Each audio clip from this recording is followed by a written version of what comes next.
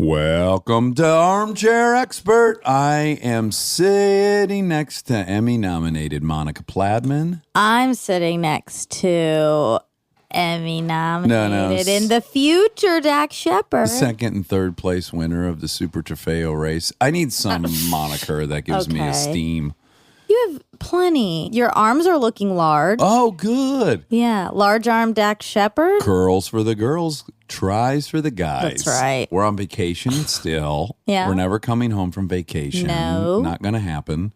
And we're just going to have to pray that some talented people make their way through Western Michigan to interview. Our guest today could fulfill that slot because he is from Chicago. Yeah. I think he's currently here for real. Oh, he is? Yeah, with us on a family vacation. Oh, and also on his Wikipedia, it says he's born in Michigan. He was born in Michigan So he's and immediately born here. Yeah. Andy Richter is the man we're speaking of. He is a longtime friend of mine, going on 15 years. He's one of the sweetest human beings out there. Anytime I have a free hour, we try to steal a lunch together. We've just always really liked each other. He's one of these people in a very small handful of just the funniest people in real life. So intelligent and smart and lovely. And, of course, you've seen him on Conan for many years now. He's a voice in Madagascar, The Secret Life of Walter Mitty. He's had his own shows. He's a writer, a comedian. He does it all. And he's got a new podcast called 3 Questions with Andy Richter. Out today. So check it out after you listen to this. You know what? Go ahead and bounce back and forth if you'd like. Sure. Totally up to you. But please enjoy my good friend Andy Richter. He's an armchair expert. He's an armchair expert. He's an armchair expert. Have you locked your keys in the car and had AAA come by? Not for ages. I did recently. Yeah. It's so shameful. But don't you have a fancy car that they can unlock from space? Had I registered it? Yes. I never could deal with the long over-the-phone registration of it. So I was just like, whatever. I don't lock my shit. I was very arrogant about it. And then Lincoln and I were like 40 miles out of the city and no keys. So anyways, called a AAA type thing, came out. And the coolest thing, they slide this little bladder in between the door frame and the roof, and then they fill that with air, and it gently pushes your door out far enough so that they can just then put their hook in there and open the door. And it doesn't bend anything or leave or scuff the paint or anything. And I was like, this is fantastic. I need to get one of these bladders. Do you think you have to get some certification to order one, or just, I bet on Amazon we could order It's like a Slim Jim. You can't just buy a Slim Jim. Well, we owned them when I did the car show thing with my family. We had a couple Slim Jims, but that was not legal. Was it not? I don't think so. I hope not. I don't think so. People Only should tow not have truck access. drivers? Yeah. Well, I mean, you can make one, I'm sure, but I think that the possession of them, there's probably some sort of law. Just like you're not really supposed to own cop-grade handcuffs. Oh, really? Yeah. You can't have those. You can't have that awesome pop-out rod. Nightstick? Telescoping one in metal that they used, that, Nancy Harding. Yeah. Or Nancy Kerrigan. Nancy Kerrigan. Tanya. Except, wasn't that just a pipe? Didn't they just use a pipe? Oh. But those telescoping ones that snap out that you see on TV that cops use, you can't buy those without a law enforcement license. Well, I remember in high school, we got slapjacks, which were illegal. Yes. And that's just a leather Monica Yeah, paddle. what is that? It's like about a foot-long paddle, and in the end, it's leather, and in the end is a ton of lead. So it's a very heavy... It's either shot, like from a shotgun, or like a piece of metal. you know? Okay. Yeah. And you use this to hurt other people. Well, Yes. in a pinch, if there's like 4 guys Yeah. surrounding your car and you come out like a whirling dervish with the slapjack, you have some chance of escaping. Yeah. My wife had a keychains, and it was some designery keychain that looked like sort of like satin cords sort of woven into a ball shape, you know that thing? Yeah. And we went somewhere like to a concert, and the people were checking it out because they were like, this looks like, and there was a name for them like slapjack. But apparently kids have these now, and they're filled with shot. Oh. And then they have like a little bit of like 4 or 5 inches of string. What it's designed to do is make a little mini skull fracture. Oh, sure. It's supposed to like knock a little hole in your skull when you hit somebody. Just a little acute, just Yeah. real precise. Yep. Just like a little ball peen hammer of skull piercing. By the way, someone fractures my skull, I'm out. I'm done with You this. win. Yes, whatever. Win. Why don't you break my brain bone? You win. I have to imagine it's a loud sound in your head. It's got to Oof. really daze you. Yeah. We've known each other now for 14 years. A long time. Yeah. It's been great. I love you. I love you too. It's Yeah. always such a fun treat when I bump into you. But we both grew up in suburbs that were basically, it was the kind of the last suburb. Then it just turned to farmland. Yes. East of me was kind of cityish, and then west was just straight up, kids get on the bus. They had shoveled shit that morning. Oh, yeah. I had friends that in season, they would come to school and they'd already been up for hours because they had been checking their traps for nutria. What's nutria? Nutria is a kind of big rodent that you make fur coats out of. Oh, okay. And they would catch mink and nutria. I mean, I think they could even sell possum, but I had friends that sold pelts. Right. And I had friends that were driving since they were 11 years old. Yeah, for Because sure. on the farm, your kid has to be able to drive a truck. Absolutely. Or a tractor or something. Minimally by 11. Yes. Yeah. Yeah, They've got to yeah. be able to take some hay bales out somewhere. I had friends that drove to school at 13 and they just were risking it. They just drive pickup trucks to school and they wouldn't boast about it. But, you'd see the friend get into a goddamn pickup truck and drive away from school. Light up a cigarette. My brother has many reasons to dislike me, but one of them being he got caught driving my dad's car to driver's training. Sure. And they made him wait till he was 17 to get his license. Oh, what a bummer. Oh, so brutal. And then conversely, 5 years later, I worked at a race team and they had a parts truck and I was 15 and I used to drive the parts truck to Yeah. go pick shit up. And my mom fully knew it and it was fine. Yeah. And he was, Furious. as he should be. Yeah, A little absolutely. different rules. Absolutely. But that's a little bit of that first kid, second kid. You're panicked, you're making the wrong decisions Yeah, the yeah. whole time on the first one. Second one feels more expendable.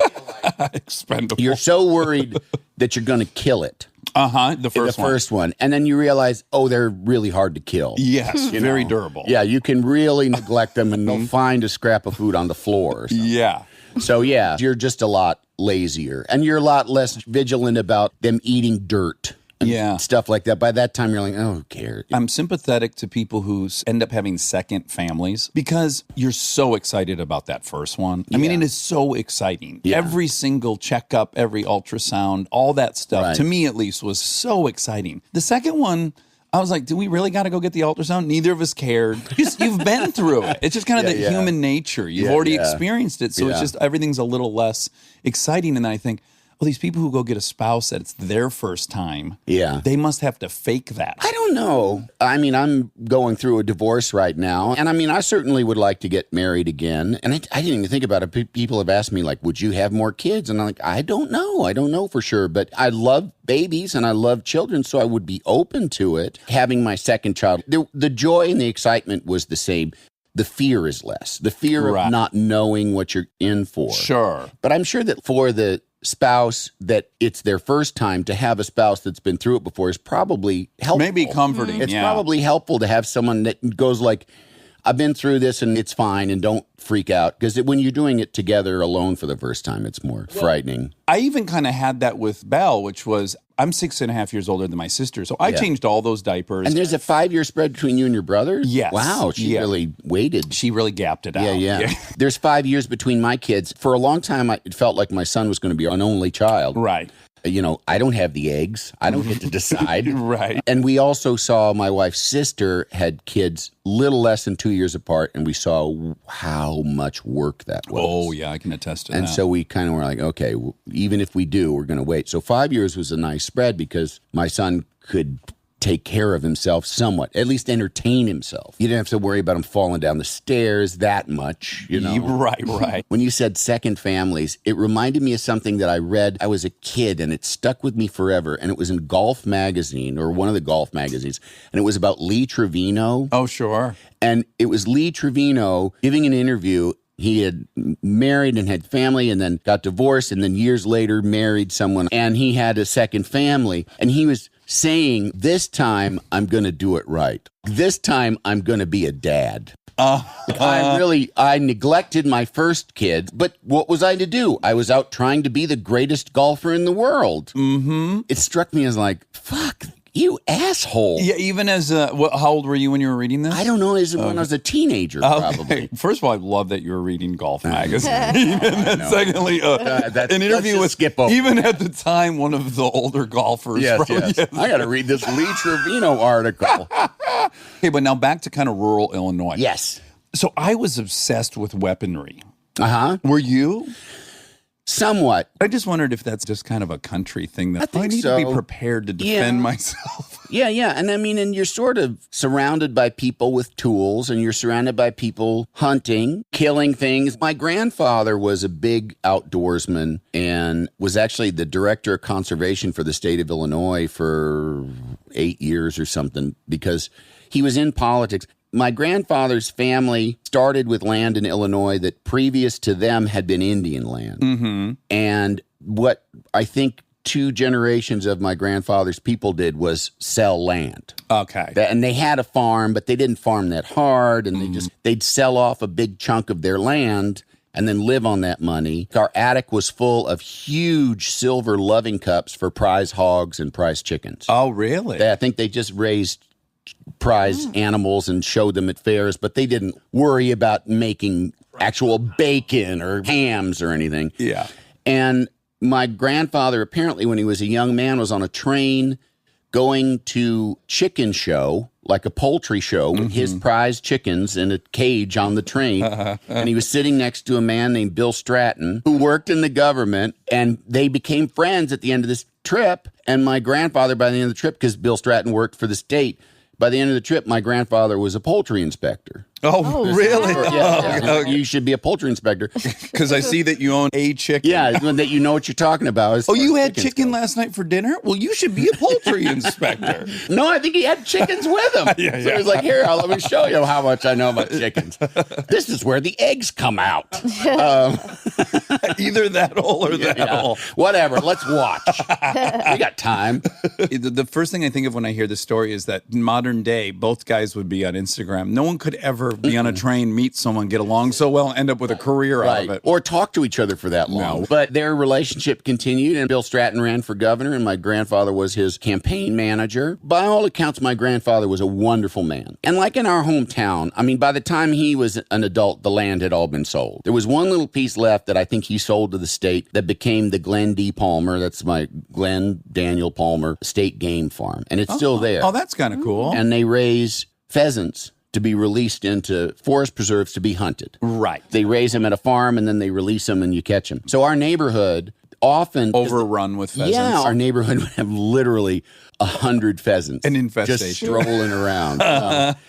And for a while when I was a kid, because after my folks divorced, we lived with my grandfather and grandmother. There was the hatchery for the pheasants, so we used to be able to go down and see little pheasant chicks being hatched. Yeah. And then there also was kind of like a zoo, like a little mini zoo. And they had, just like in chicken wire cages, all kinds of rare birds. And they had peacocks free roaming.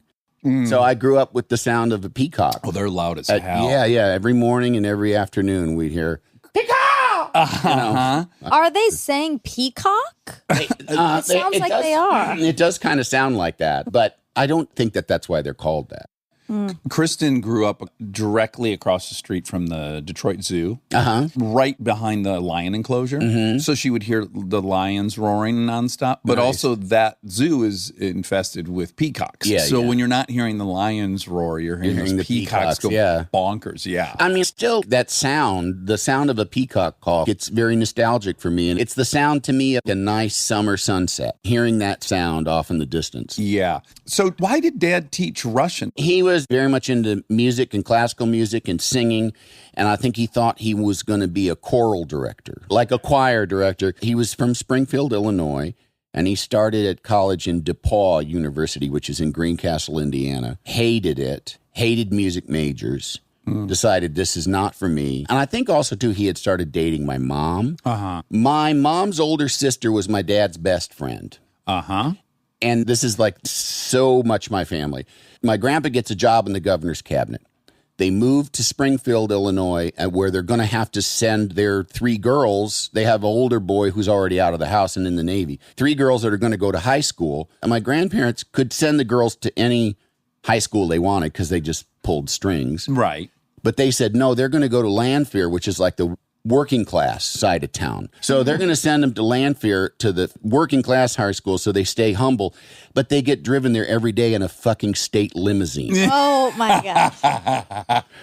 And my dad, who, the reason my folks divorced is because my dad was gay. The fact that my dad could have ever been in the closet is just shocking to me in my modern knowledge, because he would go to school in like corduroy suits and stuff when you didn't need to go to school in corduroy suits. Right. Like he wore like jackets and ties every day and like was very well put together. And my aunt was very funny, my mom's older sister. And she was like kind of my inspirational relative. She was the person that came and was like, let's have fun. Why would we not be trying to have fun all the time? Yes. Which is kind of, it's a wonderful way to live. But she and my dad were instantly drawn to each other, which as most like funny, boisterous women are drawn to funny gay men. Yeah. It's a natural combination. And then my mom, who's 2 years younger, kind of was the tag along with them. And then at a certain point, my mom and dad started dating. Yeah. And I think my dad, when he was in Greencastle going to school, he missed my mom too. So he came back. He was just going to community college, knew he was probably going to get drafted. So he joined the Army. He took the tests and he scored ridiculously high in language aptitude. Mm-hmm. So they said, you're going to go to foreign language school, which is in Monterey, California. Oh, my. He got to Monterey. And he said, it was the most beautiful place I'd ever been in my life. And I got there and they kind of gave me the choice of what language I wanted to take. And he was like, what keeps me here the longest? Uh-huh. And they said, Chinese or Russian. And he said, I'll take Russian. Uh-huh. So he was there for a year, then was stationed in northern Japan, intercepting Soviet radio broadcasts and translating them, which he said he never heard one interesting thing. Oh, really? He said it was hours of, can you hear me? Oh, What? jeez. Can you hear me? What? Or how's it going over there? Fine. What are you guys having for dinner? Borscht. Yeah. Just Vodka. He said never anything. Well, you love Stern. Is it JD that makes those prank calls where he's like, how you doing? Yeah. He just calls a stranger. That's Richard Christie. Richard Christie. Yeah. Hey. Well, how you doing? I'm doing fine. What you having for dinner? There's a old lady who's like, oh, you caught me with some salad in my mouth. Good. So you're doing good? It's just the same question. And they'll do that forever. And then they call her back with someone else and go, you talk to my brother. How's he doing? Yeah. Oh, it's so good. David Koechner, the actor, because he's from the middle of nowhere, Missouri. And he still has that where, like, you go to dinner and he can just turn to the next table and just go. Chatty, chat. No if panic. They're open for it. And I just am like, oh, what are you doing talking to those strangers? Yeah. And that's not because I'm in show business. No. That's just shyness. Small talk has come to make me extremely nervous. Mm-hmm. I'm the same way. I find somebody will pitch me an idea for something, like whether it's at the show or something extra.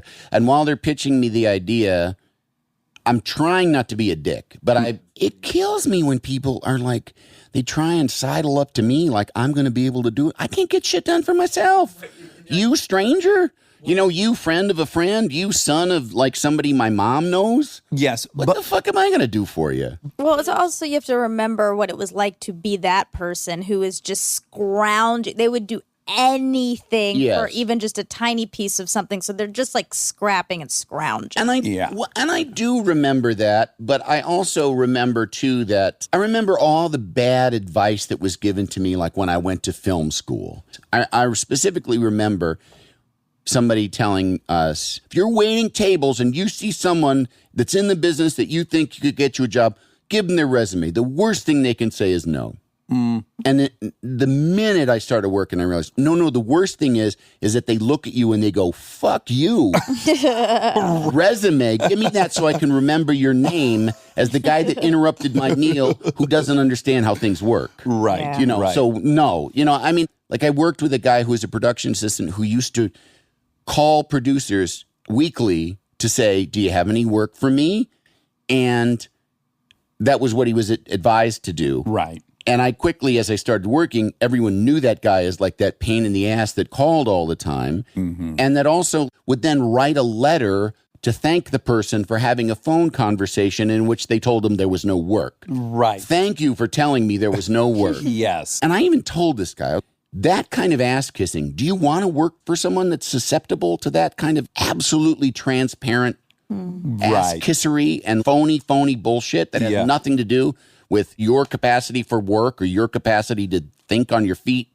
Like, do you want to work for that person? Well, the problem is there are these famous stories that disseminate, right? Whether it was Spielberg sneaking onto the lot of Universal or whatever, right? So there's a couple of these stories that get out, but maybe the only things I'm proud of is I didn't do that. Like, I didn't take advantage of friendships I had or, I just personally, it wasn't in me to do that. Yeah. And so it's hard for me to advise someone to do that. And that's just simply because that's not how I thought. Well, in the film business, I worked hard because I started out as an intern at a production company, and then I was a production assistant. Right. And then I did all kinds of different jobs. I was an AD. I was kind of being in props. That was sort of where I ended because it was the most fun. Yeah.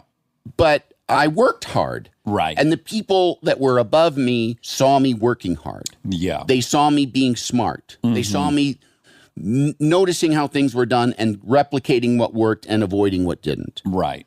How soon after Mom and Dad got divorced did you learn Dad was gay? Honestly, my dad lumped in the birds and the bees talk with, and there are some people, men who like to be with men and have sex with men, and women that like, and they are called gay, and that's what I am. Oh, he really? Yeah. Oh, wow. And this was probably 7 or 8. Okay.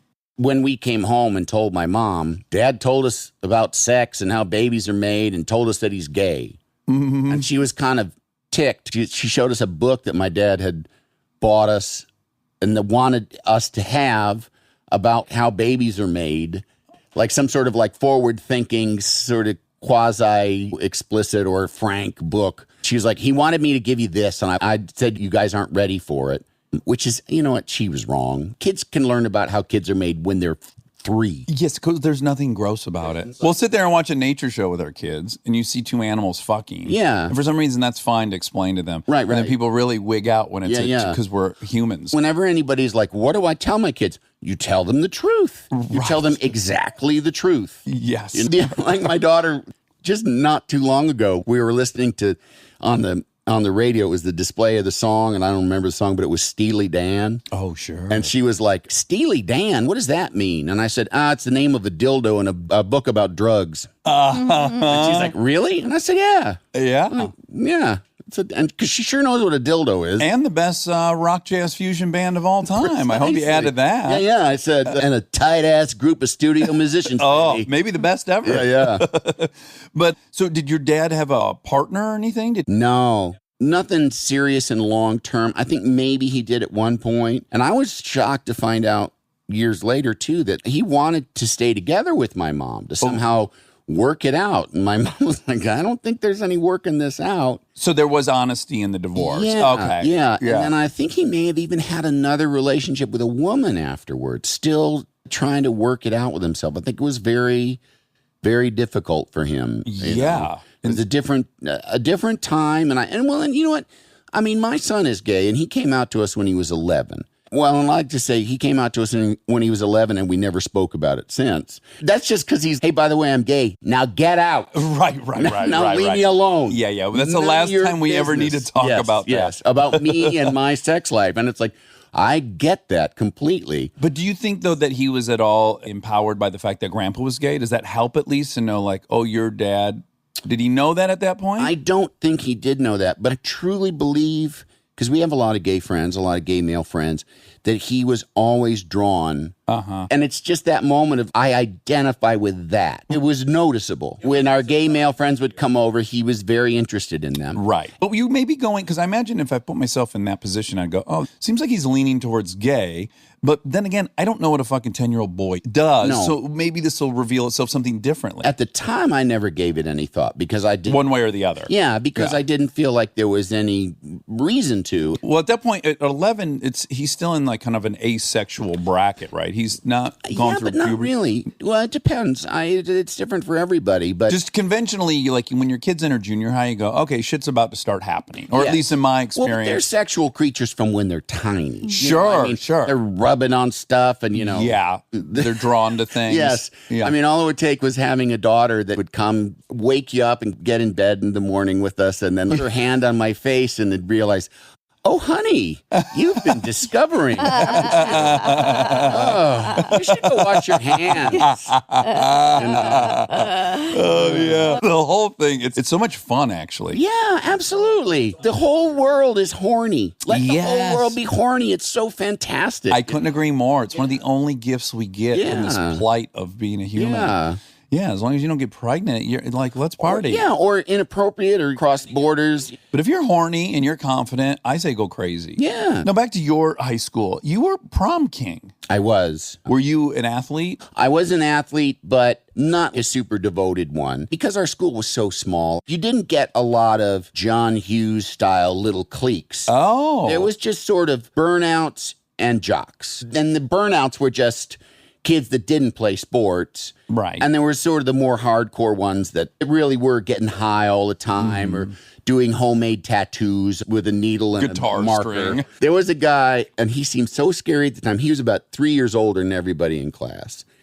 And he had given, older than his classmates. yes. Oh, okay, yeah, okay, because yeah. he'd been put Sure. back so many times. On his arm, he had given himself a tattoo, but it was like a doobie with smoke rising off of it on his arm. And then above it, it just said party. Party yes. with a doobie and smoke rising over it. But he'd done it himself with a pen. And because I was probably fucked up when he did it, by the time he got to the Y, it was all fucked up. So it almost looked like sort of like part X, but it was sideways. So it wasn't even an X. It just looked like part with like some sort of symbol that fell on its side. I have a very similar thing. Aaron Stinchcomb, who I went to junior high with, and then later he came to my high school. He then committed double homicide and is in prison now. Ouch. But when he showed up at my high school, I hadn't seen him in 2 or 3 years, and he was now 6'4" and 300 pounds. He was humongous, and he had a jean jacket that he had written on the back of, in marker, Hard Rock. But he ran out of real estate around the O in rock. So the C and the K were slanted abruptly down. And I think when you just saw it, everyone could relate to running out of room. Right. This kid lived literally on the edge of town in these kind of shitty apartments right next to a big gas station, kind of half truck stop, half gas station. One day, and it was in the winter, he put on his coat and a mask and took a shotgun and went and robbed the gas station and walked directly back to his apartment. So in the snow, there was a track from his apartment to the gas station and then back to his apartment. And he was a minor. The way we found out he was back from juvie was that a friend of mine went into another gas station and no one was there. And he was like, hello. There was no credit cards. You had to pay. Yeah. And he's like, hello. And then this guy that had robbed the place and was back from juvie came through the back room and was like, oh, hey, man, what's up? He's like, oh, Don, you're back. He's like, yeah. And then Don went, does it smell like weed in here to you? Does it smell like a party? He's like, no, I don't smell weed. Okay, good. And he was working there. He robbed a gas station, got out of juvie, and came to work at a gas station. Wow. He knows the industry. Beautiful full circle. He knows both sides of it. He does. Stay tuned for more Armchair Expert, if you dare.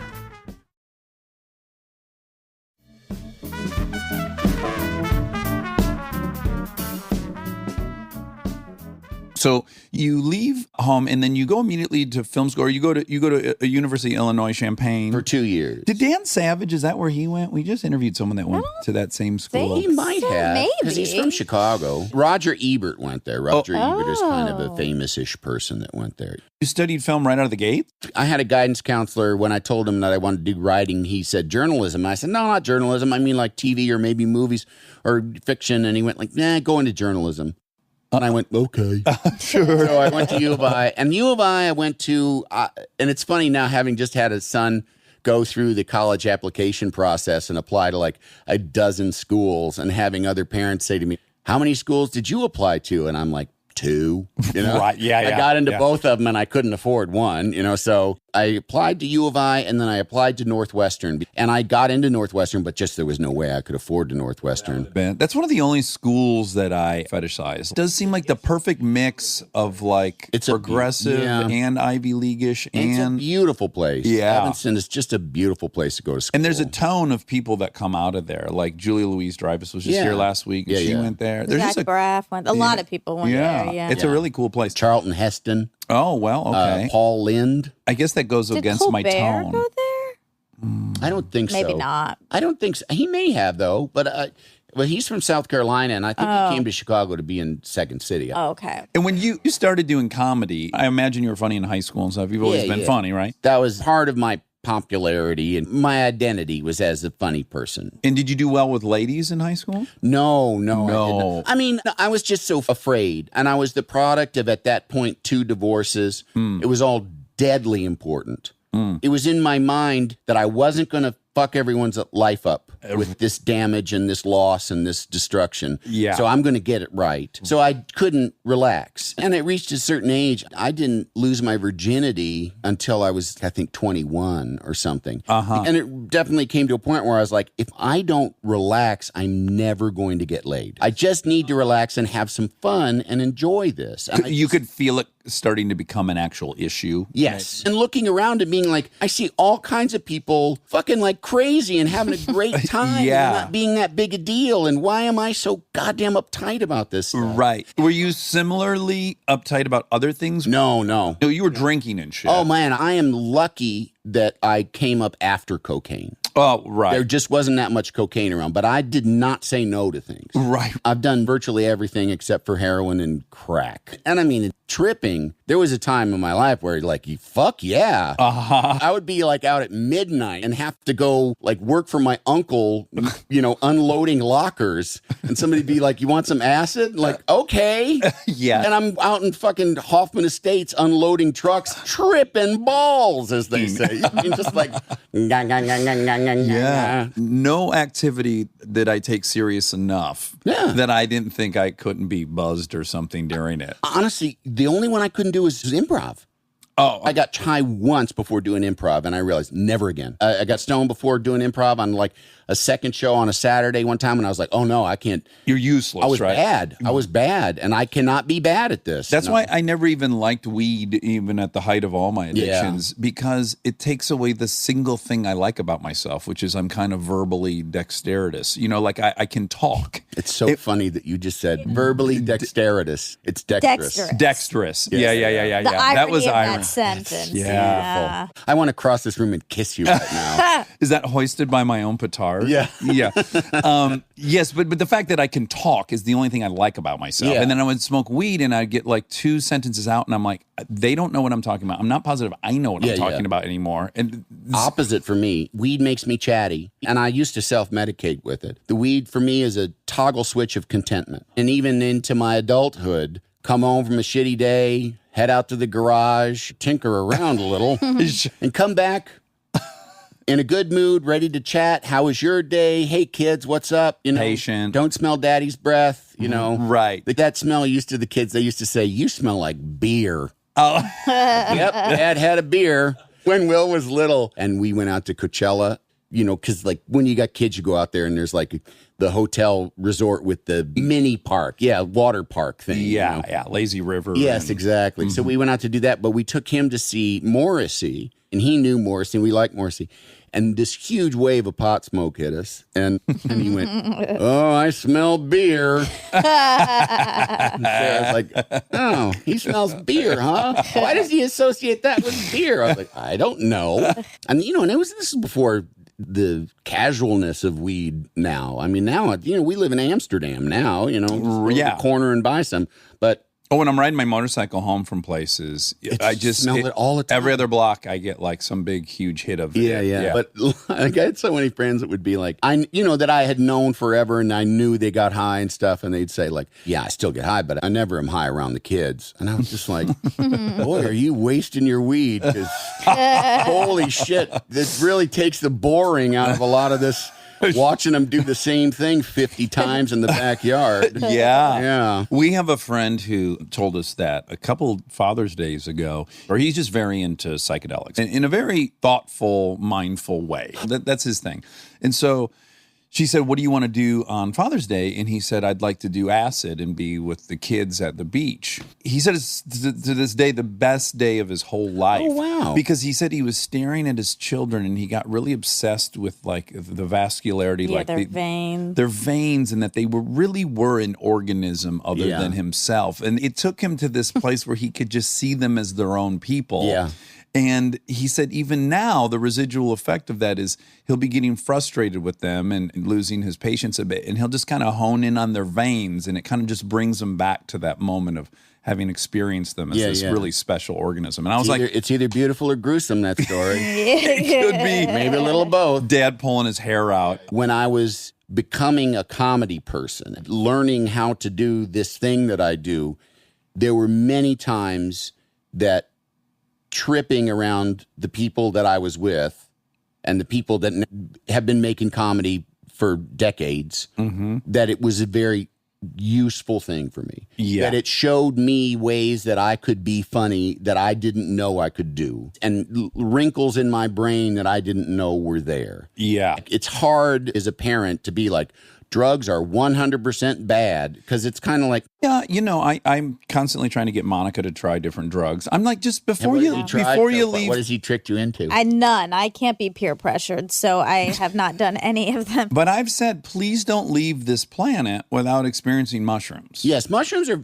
they're gross. That's the one thing you got to like jam them, and like I always found like jamming them in like brownies or something. People eat them with pizza. And everyone pukes. No, I've heard that. You gotta, if you jam it into the brownie enough and get it in there, it's still kind of gross, but it is really fun. But yeah, I guess for my kids, I'm just going to be like, look, man, try these drugs. Please don't try these, because if you try these, in my experience, then you can't do any of them. Yeah. Like if you do coke, good chance with your genes and everything and our history, you're just going to lose the option to do any of them. Yeah. Which is kind of my experience. I have to back off kind of all of them now. It reached a point with me, I felt like it put like a distance between me and my family. Like I'd go to the garage and I'd get high, and then I'd come back in and I would be with them, I'd be talking to them, but there felt like this sneeze guard. You can see through it and you can hear through it, but they're not the same connection being made. And I'm in this own artificial bubble that, especially with repetition, starts to feel dirty. Yeah. So when I quit drinking, my girlfriend at the time, of course, kept drinking. And my thing with her was like, I don't want you to change your life because I had to quit drinking. Right. Yet at the same time, I can tell you when we go to dinner, if you have one drink, we're having the same experience. If you have 3 or 4 drinks, we're just having different experiences. Right. And the thing I'm looking forward to, like looking back on our lives on a porch someday, it's a little frustrating that we had different experiences. I kind of want it to be shared. So in that respect, I can understand being like, well, I'm having a slightly altered experience than these 3 people are having. Yeah. And that doesn't seem entirely fair. Well, to me, it felt like I was isolating myself, which is a problem. Which is a problem in just general with me. Yes. You're on antidepressants, or you? I am. Right. And when did you start? Decades ago. Well, generally, people who are depressed, weed is typically a good one. Yeah, because it does, like I say, you feel content. Depression is largely discontent. I've been going through a lot of changes in my life, and a number of years ago, I became very much undepressed. Not happy, not elated, but not under the same weight that I had been dragging around forever and functioning under, and raising kids and having a job and buying a house and all these kind of very grown-up responsible things, but with just this kind of joylessness, like no taste buds for life. Just kind of going through the motions, and people talking about something bringing them joy and feeling like, I don't know what that is. Right. And I don't know exactly what it was. I mean, there was a medication change and there was just life change, but it could also just be I'm 52 now. Like at 48, my brain just changed or something, Well, you know?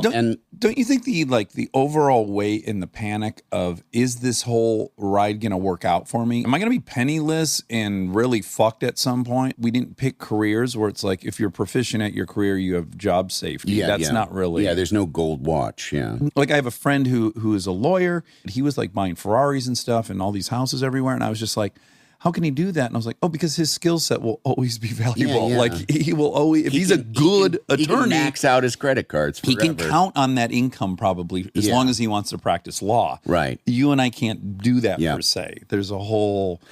I mean, that's probably a component to it. But if you had the disposition of like wanting to get marriage so perfect and dating and all that, it holds that maybe it's just your disposition is a little bit that way. Yeah. And that's why I say I don't know exactly what it was. I don't know if there was some chemical change in my brain but it's a combination of all those things. It's behavioral, it's chemical. And like I say, I changed medications. I had a medication that started being efficacious and I switched and it made a huge difference. Right. You know? I'm on Maxwell Butrin, 450 milligrams. Does the fucking trick. These medications, they got their drawbacks. I was on one for a while and all of a sudden I became, I'm no Lothario or anything, but all of a sudden I became like a ridiculous premature ejaculator. Oh, wow. Out of the blue. Crazy. And I just thought like, well, I'm garbage. Right. Well, I'm a piece of shit. Yeah. You know? It was actually, my wife was like, what, maybe it's your medication. Yeah. Go to the shrink. Like, yeah, here, try 5 milligrams of this on top of that. Oh. Back to normal. To being mediocre. Which is so interesting because I've heard that they will prescribe certain antidepressants to actually treat premature ejaculation. And that's what this was. This was a skosh of cum killer. Right. As opposed to cum jet fuel. Although if I'm your wife and we've been together 20 years and you're like popping off immediately, I'm a little flattered for a period. No. Ask Kristen. See what she thinks about that. It's never that flattering. It's more just kind of like, oh, okay. I was just filling my plate and you're already putting your dishes in the dishwasher? All right. I guess I'll eat alone. I just want to add, because I think it's a feather in your cap, that when Conan was on, he credited you for really being the tipping point for him to being open to trying medication. Yes. Yeah, and I think that's really cool. This is the power of owning your own stuff and what it can lead to. It's like you can infect people with good stuff through vulnerability and honesty. I am one of the first people to downplay the, I'm doing air quotes, importance of what people in show business do. Sure. But in being frank about depression and being frank about mental illness and being frank about using therapy, the talking cure, it has been just evident to me that has helped people. Yes. I can't deny that me being frank about this has had a positive effect on people's lives because they come up to me and they tell me. Because you said this on that podcast. A guy named John Moe has a podcast called The Hilarious World of Depression, mainly focused on tie between depression and comedians. And I did an episode of that, and I don't think I've ever done anything that's had as much of an effect. And then one morning, I went to the gym early at Warner Brothers. I'm getting coffee in the commissary, and this guy with just this like sort of soft Southern accent came up to me and was almost crying. And he said, just you talking about it made me go to therapy. He said, I felt like I should do for years, and my parents were always so against it, and they're still against it. He said, but it saved my life. And that's like, it's awesome. I'm a fucking clown. Yes. You know? And just being honest, I help somebody. I couldn't agree more. Like Kristen one time was going to get interviewed on that off-camera Sam Jones show. She was on her way there and she's like, I don't know what to talk. This hour-long thing, it's all about like your journey. I don't really have one. I was like, Mama, why don't you just be honest about the fact that you've been on antidepressants for 20 years, and that there's a sparkly girl on TV, but the sparkly girl also has to really battle this thing. And she's like, Shan, do you think people want it? And then she did, similar to your story, it's the number one thing she's grateful she ended up being honest about, because way more people have told her, oh my gosh, I felt so embarrassed that it's just helpful. It's crazy to feel embarrassed, to seek help. If you fell out of a window and there was a bone sticking out of your leg, you'd go to the fucking doctor. Right. And you'd get that bone set. You wouldn't be embarrassed that you were so weak you needed your bone reset. I should suck it up. You are immune to joy. If you get nothing, if you have thoughts of killing yourself, you can't interface with your own life, go get help. And people will always say two things like, well, it's easy for you to say you can afford it. I understand how difficult it can be to afford it. But even if you can't afford it, there are ways that you can find places with sliding scales. There are organizations. The fact is There's can also do groups. something. It's easy to say, do something when you can't do anything. But as someone who's been there, you got to do something. The reason depression's a perfect mousetrap is that at the point you recognize your life is largely miserable, you're also at the point where it's hardest to do something, Yes. to take an action. Yes. It's a self-fueling thing. Well, and depression is, at least in my mind, it's like some sort of succubus living in your brain, and it finds ways to survive, even as you find ways to combat it. I've always felt like it's a sneaky beast. In AA, we talk about that regularly, which is like your addiction is so fucking clever. The weird thing is, I wonder if you experience this. It's like, I will have the same revelation over and over and over again. And then I'll have it for the 25th time and I can implement it for a couple weeks. And then I'm always like, how can I be rediscovering this thing? But it does. It goes away. You get comfortable. Then your kind of guards down. It just, it keeps seeping back in. It's just like exercising. You're not going to do like that final rep, be in great shape, and then throw your gym shorts away. Like getting back to weed. It's not like I'm not going to smoke weed ever again. Right. But I certainly have to be careful with it. I can't just have it around, because if I have it around, it's an open bag of chips. It's getting smoked. Yeah.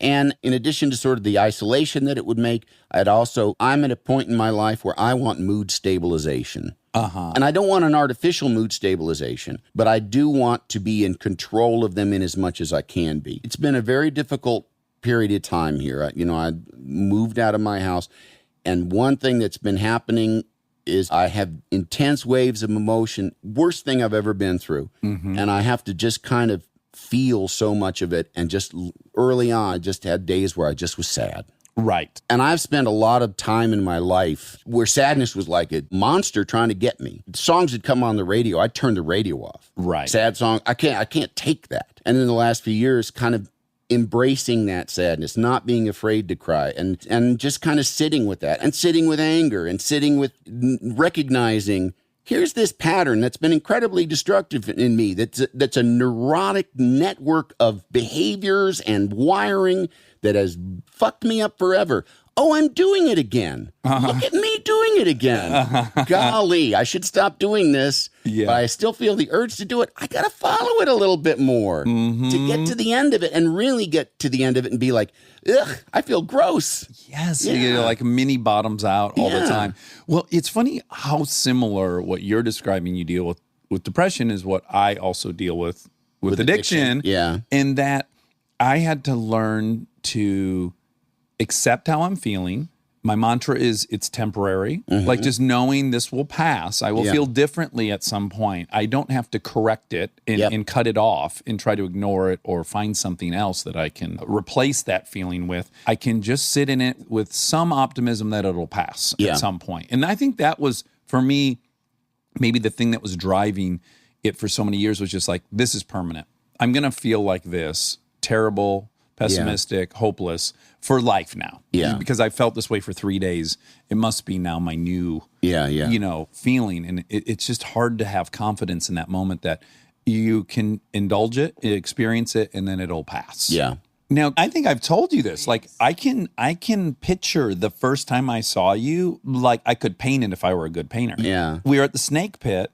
Which is a bar here. A bar on Melrose. Melrose, yeah. And I was taking classes at the Groundlings, and we would go out to the Snake Pit after the show. Yeah. And you were there, and I was thrilled. I mean, I was excited like you can't imagine, because here's someone that I look up to in comedy. I'm pursuing comedy. He's here in the flesh. Maybe like it just starts becoming more tangible or something. Yeah. And I told you this. My first thought, and you must get this everywhere you go, I was like, Andy's so tall. Yeah. Everywhere you go, do people say that to you? Because you've been standing next to Conan, a 10-story building your whole life. My son is 6'2", and his boyfriend is 6'5". And in pictures, everyone's always like, they can't believe when they didn't meet my son. And it's like, oh my God. Right. Yeah. Same thing. Yeah. But yeah, I saw you, and I was like trying not to be rude, but I was definitely monitoring everything you were doing. And I was like, he's drinking a pint. Okay, cool. He drinks. I drink heavily. Like, there's just all this stuff I was doing. Did you talk to me? Because I didn't. I kind of got in your periphery. Yeah. And I was like definitely eavesdropping, trying to see you as this 3D human being that was at a bar drinking beer and chatting and stuff. Yeah. And then the next time I saw you was at Arnett's house playing poker. Oh, yeah. Everybody's fucking handsome. I'm a ugly fucking pig compared to everybody playing that game. I have grown used to the fact that whenever I see footage of myself, hear my voice, see my face, I'm going to go, yuck. And I'll do that until I'm in the fucking ground. But don't you think everyone might do it? Absolutely. Everyone does it. I just know that reaction of looking at myself and saying yuck, there's nothing I can do about that. Right, And right, it's silly and it's wrong and it's nonsense. But it's also, too, it's like, you know, I'm a human being that lives in the modern world, but it also kind of, I think, makes me kind of not trust looks generally and not put a lot of attachment to looks or hotness. A friend of mine was talking about, like, I was dating this guy and he's just so hot. And I was just like, what the fuck are you talking about hot? Because when it comes down to it, the lights aren't on. You know, so you're not seeing anything anyway. And the words that the person says, you don't see those words. And also, as someone who just kind of generally is absolutely thrilled by imperfection and by human frailty and by spider veins and dimples and a little bit of fat here and there. It's like perfection is too ugh. It's the uniqueness. Absolutely. To say, like, I'm an ass man. Like, I like the ass of the person that I love. You know what I mean? Like, I don't just generally like asses all day. That's where we differ. In fact, my friend Eric was just making fun of me last night. I was saying, you know, when I was single, I can just lock in on one thing. Yeah. I can just see whatever I want to see. Right. You can just be attracted to one aspect of a person. Absolutely. Okay. Just for the physical interaction of a casual sex encounter. Yeah. I don't need the full package at all. That's not for someone you like. You just want to fuck them. Well, it could extend to that. Like, my attraction can be built around this thing I'm kind of worshiping aspect of them. If they have a great personality, then I'm like, good, we got great buns and a great personality. Let's party. You also have to have the ability, and I do not have this ability per se. I'm horny and all, but I have only fucked my friends. Like throughout my whole life. I've never just met somebody and hooked up. I'm not saying that I could never do that, but at times when that seems to sort of be in the ether, I just am like, oh no, I don't know that I don't want to put that person's parts in my mouth, you know? Sure. No. Yeah, we're opposite there. I'll look at an ass and I'll go, get that in my mouth. The whole thing. Go ahead, Monica. No, I have nothing to say Monica's about that. face when you said that was fantastic. I prefer, awesome. Yeah, it's much more attractive what Andy's saying. It's much more attractive. It's very off-putting what I just said, but I'm just just being honest. Yeah. You're allowed to be honest. It's very big of you. Thank you. But also, no, your wife is also too like so much more than her physicality. I can say with all honesty, it was 100% her personality that made me pursue her and not how she looked. I don't have a type. Like, I can see like somebody that's short and like, oh, look at that little thing. Yeah. And then somebody that's really tall, like, wow, let's climb this mountain. A woman. You know, I mean, so it's kind of all in its own. I'm not saying this like because I'm heroic. I'm just like, you know. You should win an award, I think. Yeah. Now, quickly back to your career stuff. I watched a bunch of interviews with you knowing you were coming. My favorite of which, the Larry King interview you did. Yeah. And first of all, one of my favorite parts was, so you were on Jeopardy and you did fucking spectacular. What did you win? $65,000? Something like that, yeah. Yeah. Probably the best celebrity appearance ever. Is that the highest, I think? It may be now. I don't know. I was on the first time, and they've doubled the money. But like the first time I was like 32 grand. Which is huge then.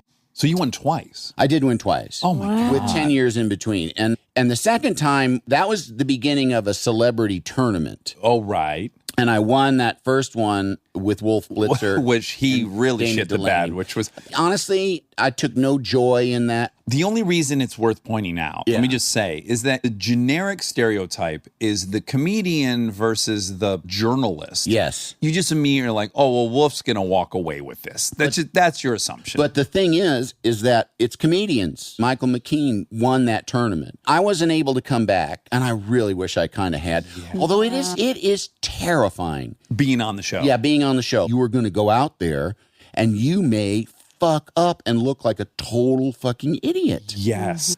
Also, too, I have ADHD, but if pressure's on, I tend to focus better. And I notice it from golf. When I've been playing in these charity things and a camera's on me, I tend to hit the ball well. And it's very much the same thing in Jeopardy. The pressure's on, and I can just hone in. Yeah. Now, the golf thing to me falls into the category. I was just talking to someone about this. Have you thrown out first pitches? Yes. So me too. I never played baseball. Yeah. I had to have my uncle teach me how to throw a ball before I did it at the Tigers game. And I fucking let it rip. I really went for it, and I did good. In the pictures, I look like I know how to throw a baseball. I was thrilled. Yeah. But just after the fact, I realized there was never a story about how good I threw that baseball. No. There's no upside. No, it's not going to like make headlines that you parred a hole. Now, had you quadruple bogeyed, it would have been everywhere, like Baba Booey's first pitch. Yeah. So it's basically, it's just all downside. All yeah. There's no upside to these harm. things. Yeah. But back to the Larry King interview about Jeopardy. But one thing that he was saying, he just kept saying sidekick nonstop. And I was thinking to myself, that would be a title I would never be very at peace with. Yeah. It would always be triggering to me. I don't care. You don't care. I don't care, and I haven't cared since day one. Since day one? Since day one, because I just feel like if I was a sanitation engineer, I would not care that someone called me a garbage man. Right. Because it's what it is. Sure. And that's just the name. And for me to attach some sort of negative connotation to that name would also mean that I would be attaching a negative connotation to my place in the show, to my contribution in the show, to my place in the universe as a worthy member of society. But don't we do that? I don't. You don't? Not in that particular instance. Okay. I went into that show knowing my value and not being ready to surrender my value. And it's gotten only better and larger as it's gone on.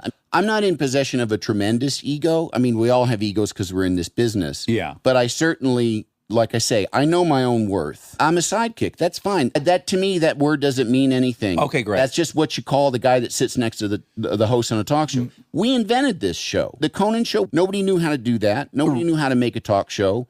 We're all new to it. You know, it's a pizza, but we are going to make our own sauce. We're going to make our own cheese, and it's going to taste different, you know? Yes. Like, I was not going to be the guffawing yes man, no matter what. Right. So I don't care. You can call me whatever you want. I know what I am. I'm very interested in this conversation. Hey. Do you ever feel like sitting on the couch, knowing you have things to say, but that you have to keep quiet? Do you ever leave feeling, I didn't get to do me? Possibly early on, there was more of that. And I talked about this once on the Inside Conan podcast, that there was an early point in the show early on. Like, there were times when I would have a note for Conan that I would tell Robert Smigel. So it would just, because it's hard if we're in a scene for me to go, you're rushing the ending. You know, like you need to have a third person say that, because you don't want to bruise It's the too thing that's personal happening between the you. two of you. Yeah. And so Robert would talk to me more about my place in the show, and he was the one that came to me and said, do you want to be the sidekick? And, you know, how about you start doing remotes? Because the first 14 remotes or something were my remotes. And that was in reaction because Letterman did so many remotes that they just felt like the host shouldn't go do remotes. I was also just like another tool in the bag that could have been utilized more to fill up more spaces on the grid in terms of like filling out the schedule of the comedy. Robert early on had told me, go for it. You're not out there to just support. You're out there to be funny. And if, you know, he had faith in my abilities. And so I did that. And then after a period of time, a number of months or so, he actually said to me, you know how I said that? I got to take it back. You got to dial it back. Before I could even ask, he said, it's not that what you're doing isn't great. It's just a little confusing to the format. It's too much. Yeah. I was just talking to a friend of mine that's putting together a new talk show, and they're thinking of their ideal first guest. And I would name somebody, and she said, they're going to overshadow the host. They're going to be too big. Right. You know? Right. And so I was taking up space, and I guess taking it up ably, but that needed to be drawn back a little. Yeah. And it was hurtful. It was really hurtful. It was hurtful to be like, you're doing a good job, but stop doing it. But I understand it. As a producer, I understand it. And I understand there's only so many seconds in a minute. And if I'm going to talk for, 25 of them, that leaves a lot fewer for other people to do. That was sort of the beginning. Now, if I have something to say, I say it. I mean, but our show is much more loose, and we're older, and also too, I'm in fully own the notion that none of it fucking matters. Right. None of it matters. That takes some years of doing I it, think I so. think.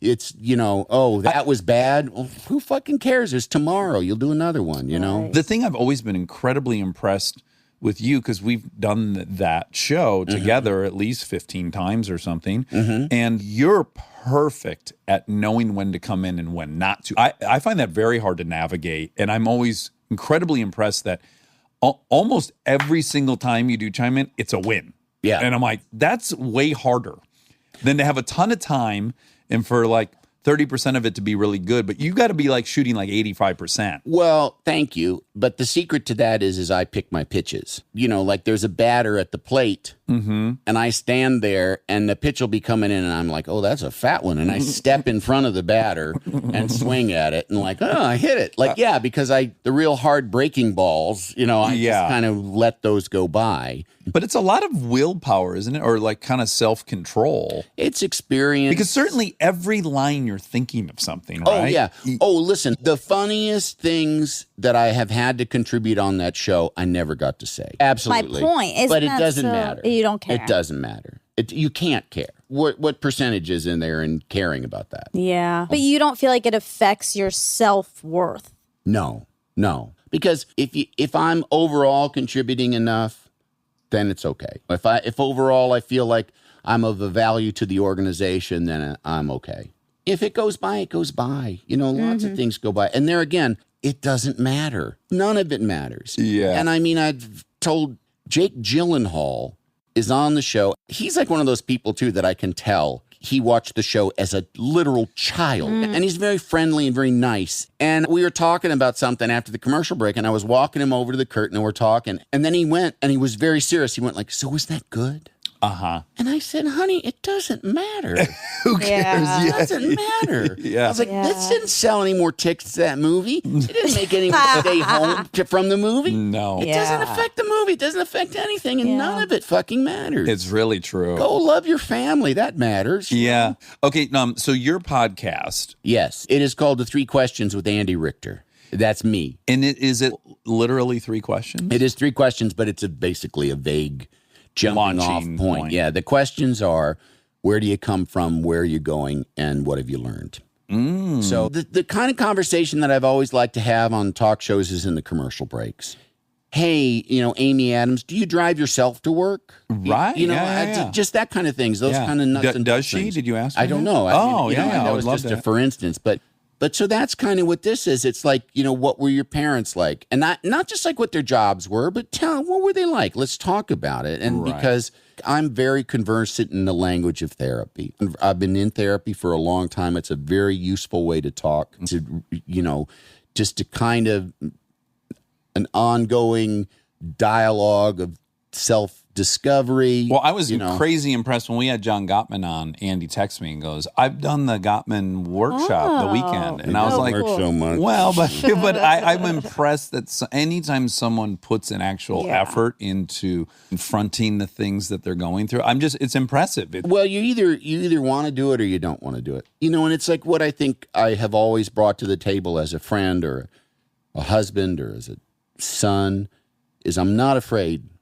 You want to talk about something? Let's talk about it. I'm not afraid to deal with things. I'm not afraid to hear things that might be uncomfortable. Like, let's talk about it because it's just words and it's just feelings and we will be okay. Right. And there are some people that to say it's just words and it's just feelings is like, no, they're not. They're monsters. Yeah. They're things that could kill me. Until you say them out loud, that's weirdly the power. Yeah, It's like, or that you find out that you're nothing or that you're bad. Or that, that you'll never be loved. And like all those things are just like largely patently absurd. Everybody that thinks they're garbage or a piece of shit, they're just not. Right. They're not. They're just not. No. We're all kind of implicitly kind of valuable. Yeah, and absolutely. Beautiful. Yeah. Absolutely. Yeah. So 3 questions. Yeah. With Andy Richter. It's Tuesdays. Comes out on July 8th. I think is when it starts, and that's on a Monday. It comes out concurrent with episode of Conan's podcast, and then every week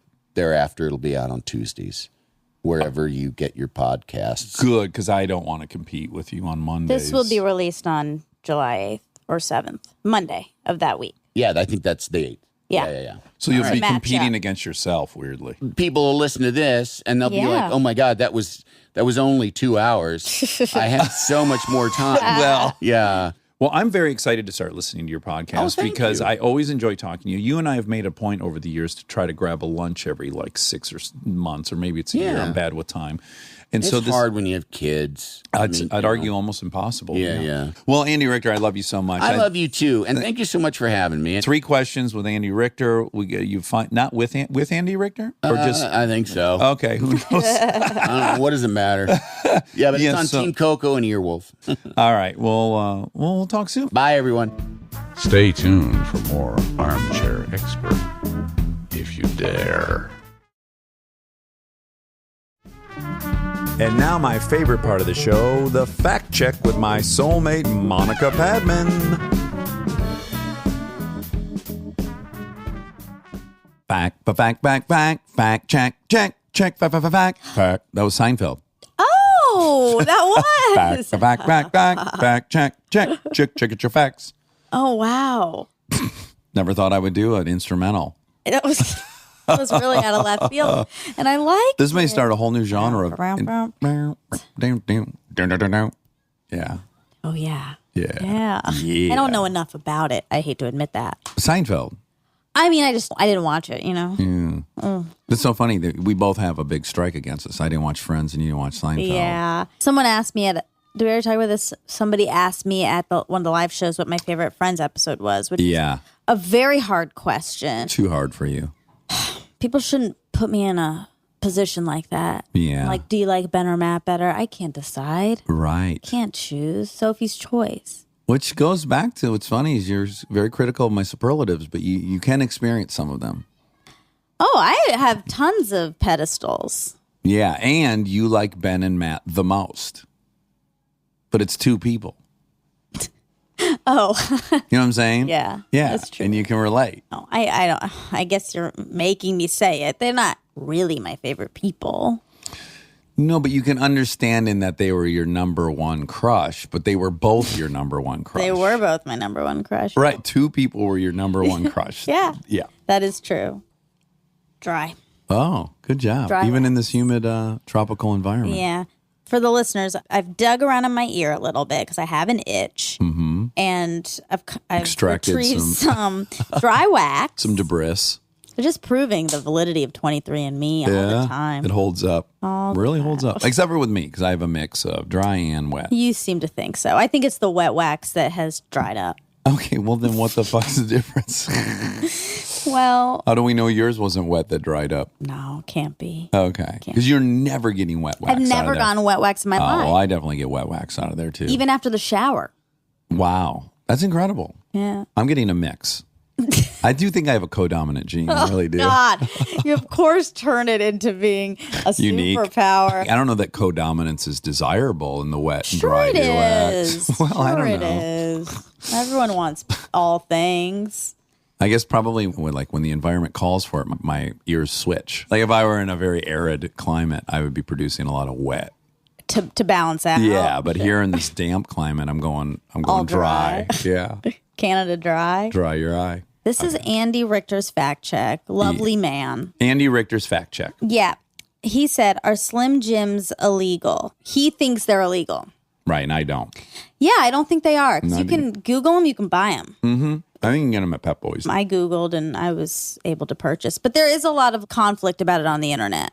Some people said they are illegal. Some people say it's state by state, which it could be state by state. But you can order it online. You just had this week your first Slim Jim. I was going to bring that up too. So Slim Jim, It's a popular sandwich at Big Boys. yes, you know what? This is Bader Meinhof because I just learned about Slim Jims on this episode. Right. And then we went to Big Boys, BOI. And BOI.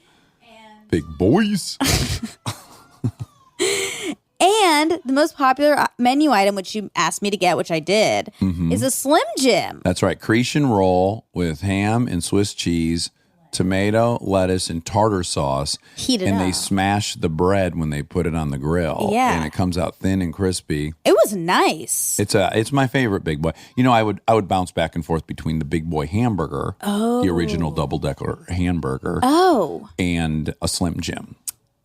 I liked it. You would have liked the Big Boy, too. I just realized you've never had a Big Boy either, huh? No. It's similar to a Big Mac, but different. Oh, okay. Yeah. What about it is different? The taste. Okay. Yeah, but So it's visually, nothing like it. well, no, visually it looks very similar, and they both have a Thousand Island spread Oh. and cheese and meat and sesame seed. So I wonder what makes the taste different. Because sounds like all the ingredients sound exactly the same. Yeah, it's interesting because they are identical and yet they taste different. Wow. Maybe I like guess- Chrissy's and Cassie. Chrissy's and all those tasted taste the the same, same. but more like McDonald's and Burger King. That's different though. One's flame broiled Yeah. and one's fried. Yeah, or Wendy's and in McDonald's. You know, it's a Right. piece of beef on a bun. That's true. but a much different taste. Much different tastes. Anyway, so that was definitely Bader Meinhof because it was a new word and then it appeared again almost immediately. Yeah, and probably will continue to I for a hope little while. so. And Bader Meinhof is frequency bias. Frequency Illusion. Frequency Yeah. illusion. Yeah. Oh, I love it. I've been saying it now. You've taught it to me. It used to be that I could never remember it, and now I'm remembering it around town, and I love it. You're saying Bader it. Meinhof. It feels great to say. Okay, so did Nancy Kerrigan use one of those telescopic rods you were saying? Mm-hmm. You said that, and he said no, she just used a pipe. And she used a police baton. Right, a telescope. Yeah, Yeah, you were right. This is fun because, you know, Andy early in the conversation pointed out I said a word wrong, which was really embarrassing. Sure. And then maybe he got too full of himself and he thought he was right about everything. And I like now that I'm 2-0. If I'm remembering this correctly, I don't think the word you said, which was verbally, you said dexterous or something. I don't think that happened until after these things. Uh-oh, okay. So, Oh, well, regardless, I'll continue to keep score. Okay. That's my good friend Andy. You know, I guess that stakes are heightened because he's a Jeopardy champion. Oh, that's true. You probably got to police yourself because if you crushed at Jeopardy, you might go through the rest of your life certain you're, Thinking you're right about everything. yeah, about a pipe, about Slim Jims. That's true because you were talking about Northwestern. Oh, you know, we were talking about how many cool people went there. And I said, did Colbert go there? I think he did. And he said, no, I don't think so. And he did. Oh, wow. Okay. So this is wow. not faring well for Andy. Well, this is really like a bash Andy, our good I'm sorry, friend. Andy. But you know what? Also, we got to learn. We got to learn and we got to call out the facts. We do. We can't just protect people we love if they're wrong. No. That's what happens with hero worship. You start ignoring. Again. Uh-oh, another one? So you asked, did Dan Savage go to the University of Illinois Champaign? You were like, I think he did because I think we were just talking about it. I don't know if Andy said no, he didn't, but I think he said, oh, I don't know. He just didn't know. Maybe he just didn't know. I can't remember. Okay. But he did. He did go there. Okay, He did go great, there. great. Yeah. We'll give that one a neutral. I don't Okay. think he took a position on it. Okay. He got $35,000 on Jeopardy or something. He won $68,000. Oh, That was another one of my facts. We're blowing through these facts. $68,000. It says on Wikipedia.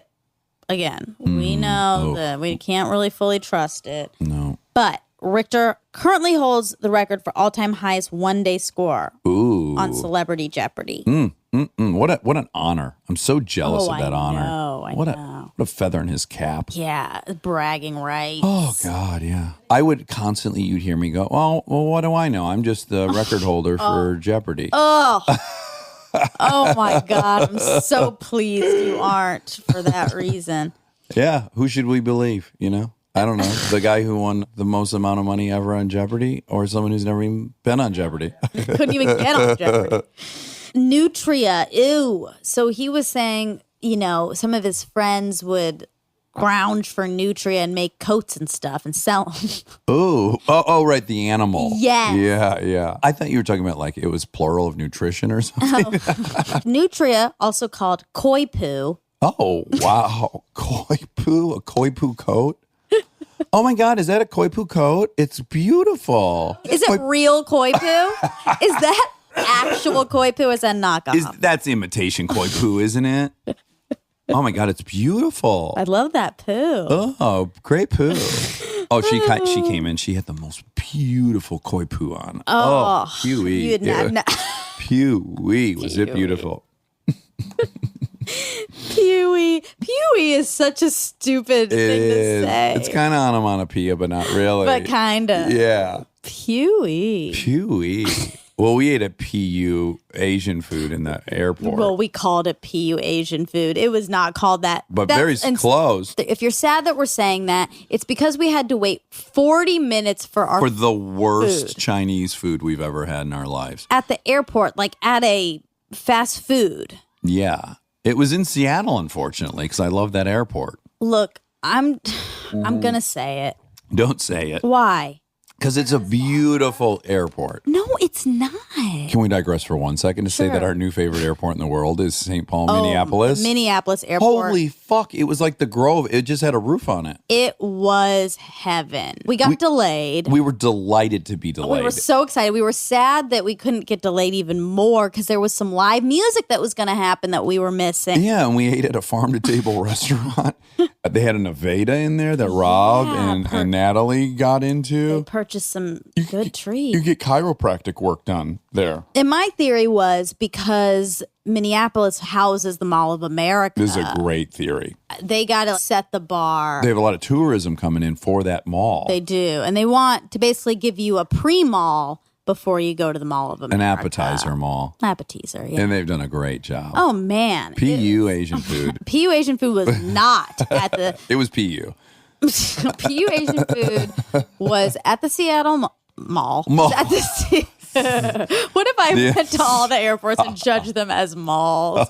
This is the worst mall I've ever been to. Anyway, I'm sorry, Seattle. I'm going to say I loved your city. I loved to go there for months. I really, really, really liked it. I'm not crazy about your airport. Okay. I had PU Asian food, and then I went into the bathroom. The bathroom was stinky. And not because of the normal bathroom reasons. It just was stinky. Oh, it had a non-PU poo No smell. koi poo smell, a different smell. Ooh, unique to the SeaTac airport. Yeah, water everywhere. Do you think we get a little cover fire saying PU Asian food? Because this is the only time I'm going to concede that you're Asian. Oh, okay. Yeah. Yeah, I'm allowed to say it. Yeah. I'm Asian. Yeah.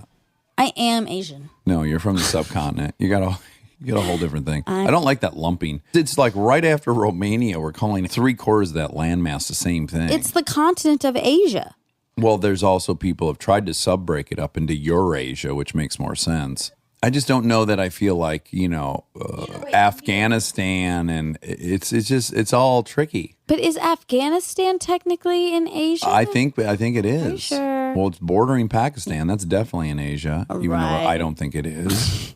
At all. Well, that's why we have Middle East now. We say Middle East. Yeah, we like Middle for East. Afghanistan, Pakistan, even. But you wouldn't call India Middle East. No, I'd call it Asia. the subcontinent. Okay, you give it its own name. Yes, it should have. Well, that's nice. One of the oldest civilizations in the world, the Indus Valley. True. Yeah, very old civilization. Very old and wise. And mature muscle. Well, yes. Elite muscle mass. Although we're learning, Eric Topol posted a thing that they're studying elite athletes, and there's some gut biome stuff going on. Yes. They have a different gut biome, which I'm holding out that I might still be an elite athlete. Yeah. If I can eat a crapsule with the biome. Of a LeBron. Maybe I should just put LeBron's poop Up your butt. fecal transplant with LeBron. Yeah. He's got to have that biome. And he seems like such a great guy. Yeah, he seems positive. Yeah. He's doing a lot for others. I might get some of his mental health as well. Yeah. So he said Steely Dan is the name of a dildo in a book about drugs. I did not know that. In a Burroughs book? Yes. Yeah. William Burroughs, novel Naked Lunch. Mm-hmm. It's named after the dildo, Steely Dan 3 from Yokohama. Oh. Sounds like a great instrument. Yeah. I'm going to give my toys names like that. Oh, you should. Yeah. Rubber Ron and Just give it the respect they deserve. Not Rubber Ron. No. Polymer Patty. They're fancy. They're fancy. Neoprene Nancy. Anywho, I read like a tiny excerpt. Seems like a really interesting book. Burroughs is the original beat writer. I mean, they all worshipped him, right? Kerouac and all those guys, Ginsberg. And I heard a great podcast about him. I mean, he murdered his girlfriend in Mexico and got away with it. Oh, yeah, he was a junkie. He'd pull out guns when they were all fucked up and shoot apples off people's head. And he tried to shoot an apple off his girlfriend's head and murdered her. No. Yeah, and totally got away with it. And there was a 2-part podcast on it Chris and I listened to. I mean, that dark life he had, very dark. But, he's gay in the 40s when no one else. I think his parents were rich. He was out? Well, he was sleeping with men all the time, but I don't know that he was. Well, no, I think he's gay, and he's openly gay in the books. He just a dark, all the drugs. Although I just said, he had a girlfriend, which is interesting because she was kind of a beard, I guess. Maybe that's why he killed her. Couldn't handle it.